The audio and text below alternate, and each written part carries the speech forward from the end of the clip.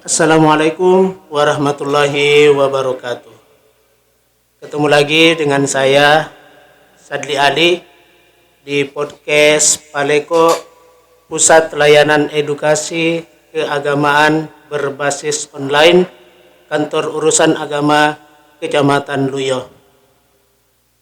Baik, untuk kali ini narasumber kita telah hadir. Beliau adalah Bapak Adam SAG. Beliau ini Wakil Ketua Pengadilan Agama Kabupaten Polewali Mandar. Dan alhamdulillah tadi di kantor KUA Kecamatan Luyo telah selesai melaksanakan isbat sebanyak 34, Pak ya? Ya. Ya, alhamdulillah telah selesai tadi, sebelum lohor sudah selesai. Assalamualaikum Pak. Waalaikumsalam warahmatullahi wabarakatuh. Ya, gimana kabarnya hari ini Pak? Alhamdulillah sehat. Ya, baik, alhamdulillah Pak ya. Ya. Baik, saya ingin sedikit bertanya Pak. Sudah berapa banyak yang Bapak lakukan ini atau telah melaksanakan pelaksanaan isbat di Kabupaten Polewali Mandar selama tahun 2022 ini Pak?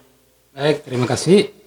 Jadi untuk pelaksanaan sidang di luar gedung Ya, di Pengadilan Agama Polewali itu direncanakan 15 kali dalam tahun 2022. 22 ini. Ya, 15 kali. Ini sudah terlaksana 6 kali. Jadi masih tersisa 9 kali lagi. Iya. Jadi di Kecamatan Wonomulyo, Kecamatan Camplagian, Kecamatan Luyo, itu sudah terlaksana. Yang akan datang lagi ini di Kecamatan Binuang, Kecamatan Mamasa, Kecamatan Tinambung, dan Kecamatan Nalu. Jadi masih ada beberapa kecamatan yang akan ditempati lagi untuk sidang di luar gedung. Iya, intinya Pak, di tahun 2022 ini Pak ya akan dilaksanakan isbat di luar gedung. Ya, di luar gedung istilahnya. Iya. Baik, untuk pelaksanaan isbat ini sendiri Pak ya, kan mungkin banyak yang ingin tahu itu apa saja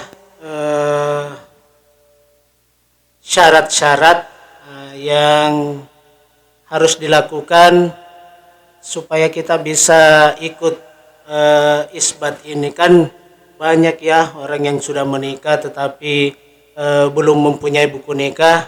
Jadi mungkin melalui kesempatan ini kita bisa tahu dari Bapak syarat supaya kita bisa melakukan proses isbat ini. Jadi sebelumnya saya sampaikan bahwa persidangan di luar gedung itu artinya persidangan yang dilaksanakan di luar gedung pihak Polewali, artinya keluar daerah.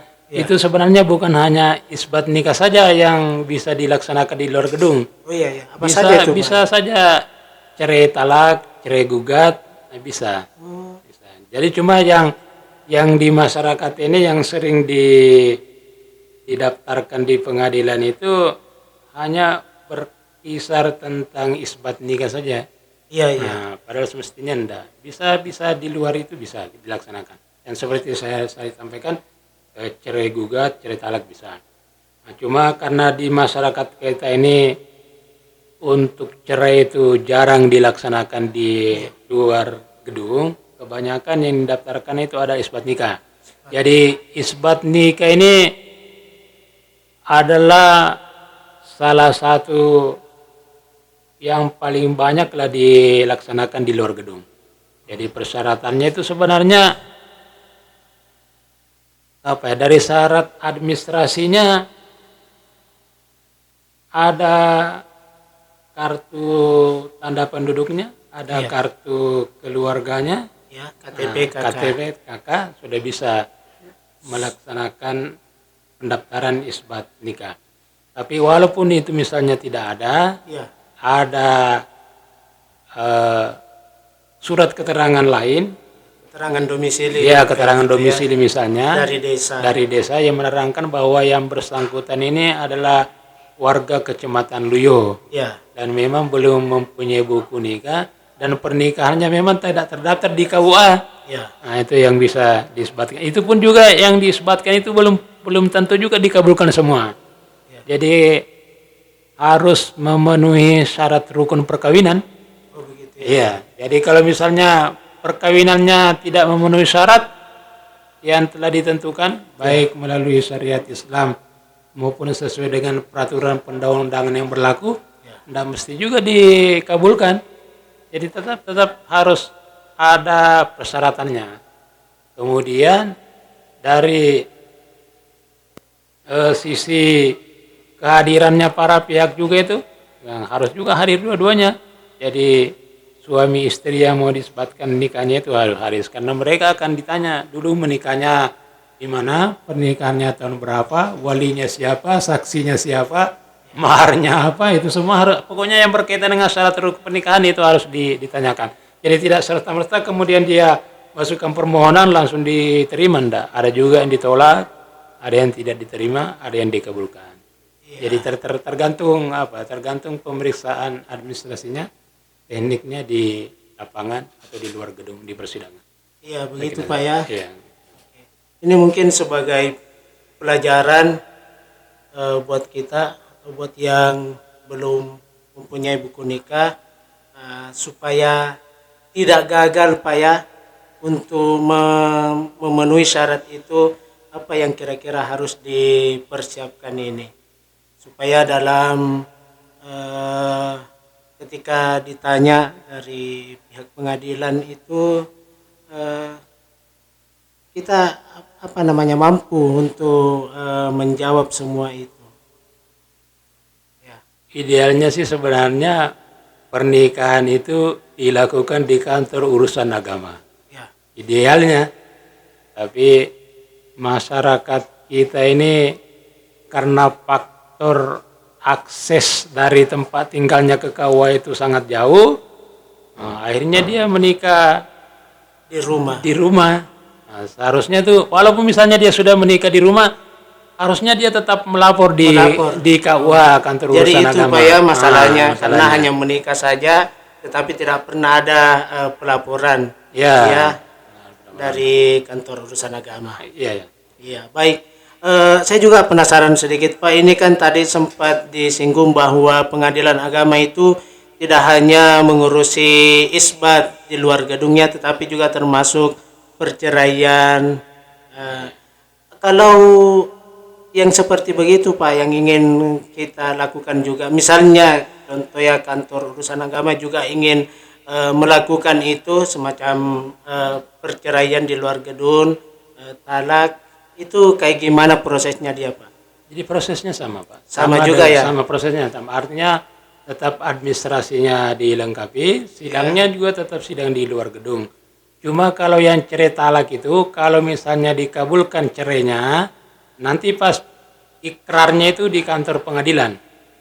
Jadi dia datang ke sana untuk mengikrarkan talaknya. Karena kalau seorang laki-laki yang menjatuhkan talak ke istrinya, dia yang mengucapkan ikrar sendiri. Jadi harus ke kantor pengadilan karena kalau dia diikrarkan di luar gedung, misalnya di kantor urusan agama atau di kantor desa, berarti kan harus pihak pengadilan yang datang lagi. Iya, Sementara kalau misalnya cuma satu atau dua kan agak susah juga pegawai pengadilan yang ke kantor urusan agama atau di luar gedung. Tapi kalau yang bersangkutan ke kantor pengadilan agama itu bisa langsung diikrarkan. Tapi tetap harus dipanggil keduanya, suami istri harus dipanggil. Nah, seperti itu. Kan yang saya tahu Pak ya, itu yang namanya cerai itu biasa sampai di sidang 1 kali 2 kali. Itu kalau misalnya di luar dari gedung itu sampai berapa kali di sidangnya itu Pak? Biasanya sidang sekali saja. Sidang sekali saja. Sidang sekali. Yang penting itu ketika kita sidang Semuanya bisa hadir ya. semuanya bisa hadir. Kalau semuanya bisa hadir tetap mengikuti arus hukum acara itu. Jadi ada mediasinya. Ya. Setelah dimediasi apa berhasil apa tidak. Kalau misalnya kalau berhasil berarti kan rukun. Ya. Kalau tidak berhasil berarti kan lanjut di persidangannya. Nah, lanjut pembuktian, lanjut pembacaan gugatan, jawab menjawab, pembuktian, setelah itu putus. Kalau memang mungkin untuk diputus, tapi kan tergantung kasusnya. Apa bisa diputus cerai apa tidak, apa dikabulkan apa tidak. Jadi tergantung. Iya, jadi sama ya, tidak mesti juga langsung bisa dikabulkan Pak ya. Oh tidak mesti. Iya. Tergantung kasusnya juga sih. Kasusnya juga. Kalau misalnya pas kita sidang ternyata suami istri ini mau rukun lagi, berarti kan tidak jadi. Iya. Nah, beda kalau isbat. Kalau isbat kan, kalau dia sudah nikah jadi ya tergantung juga. Kalau misalnya isbatnya syarat rukun pernikahannya terpenuhi, ya dikabulkan juga. Iya. Tapi kalau tidak, ya bisa ditolak, bisa tidak diterima. Iya. Oke. Baik, luar biasa sekali ya bincang-bincang kita pada hari ini bersama dengan Bapak Wakil Pengadilan Agama Kabupaten Polewali Mandar. Dan terakhir bagi kita ini mungkin ada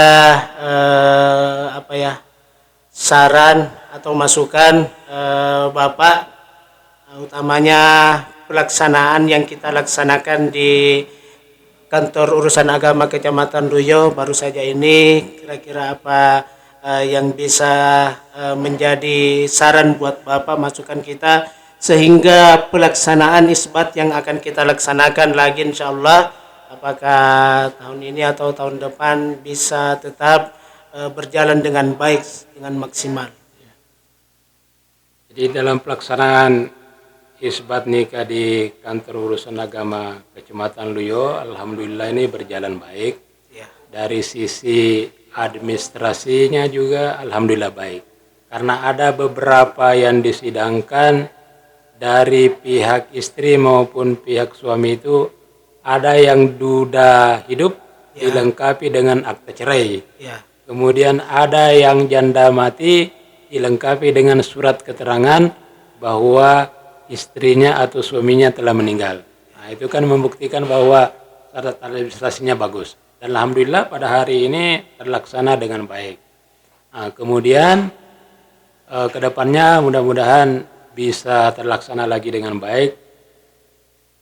Idealnya, kami ulangi lagi, idealnya sebenarnya itu perkawinan itu harus tercatat dan harus dilaporkan di kantor urusan agama, di mana yang bersangkutan itu bertempat tinggal. Kalau misalnya dia bertempat tinggal di Kecamatan Luyo, berarti dia di KUA Luyo. Ya. Kalau dia berkedudukan atau berdomisili di KUA Campelagian, berarti dia harus mendaftarkan pernikahan di kantor urusan agama Campelagian. Ya. Harusnya idealnya seperti itu. Ya, ya. Nah, tapi karena tadi itu permasalahannya aksesnya rumah tempat tinggal masyarakat jauh dari kantor urusan agama, akhirnya dia menikah di rumah. Tapi harusnya kita berusaha supaya memberikan edukasi ke masyarakat bahwa pernikahan itu harus tercatat. Dan umur pernikahan itu sekarang 19 tahun. 19 ya, jadi awalnya perempuan itu 16 tahun, laki-laki 18 tahun. Ini sejak 2019 itu berubah jadi 19 tahun. Jadi laki-laki 19 tahun, perempuan 19 tahun. Itu umur ideal baru boleh menikah. Nah, tapi sekarang ini masyarakat kita ada yang belum sampai umurnya sudah mau menikah. Iya, betul sekali. Ya. Jadi kadang kalau sudah datang di KUA diberikan penolakan karena masih di bawah umur, Ya. Dia datang ke pengadilan untuk minta izin, diberi dispensasi untuk menikah. Nah, itu pun masyarakat masih banyak yang tidak melakukan hal yang seperti itu. Akhirnya dia menikah di rumah lagi, padahal umurnya belum sampai. Kalau hal yang seperti itu terjadi terus, ya larinya nanti ke isbat lagi. Isbat lagi. Jadi harusnya ini kerjasama kita semua. Kami harapkan juga dari teman-teman di KUA yang penyuluh memberikan sosialisasi kepada masyarakat bahwa pernikahan itu umur 19 tahun. Dan idealnya pernikahan itu harus dicatat di kantor urusan agama. Kalaupun misalnya masyarakat atau yang mau menikah itu tidak mau datang ke kantor, kan Pak KUA-nya yang datang ke tanah. Atau pihak penghulunya yang datang ke rumah. datangi para pihak supaya isbat nikah ini tidak terjadi terus menerus. Ya. Karena kalau terjadi terus menerus, ya Pak KUA-nya juga tidak ada kasus untuk menikahkan orang jadinya kalau hanya diisbatkan Isbat terus. terus, ya. Terus. Kasus pernikahannya di mana? Iya betul. Iya, alhamdulillah. Terima kasih banyak Pak. Iya. Waktunya pada hari ini sudah menyempatkan waktunya untuk berbincang bersama di podcast Paleko, Pusat Layanan Edukasi Keagamaan berbasis online. Insyaallah Pak di lain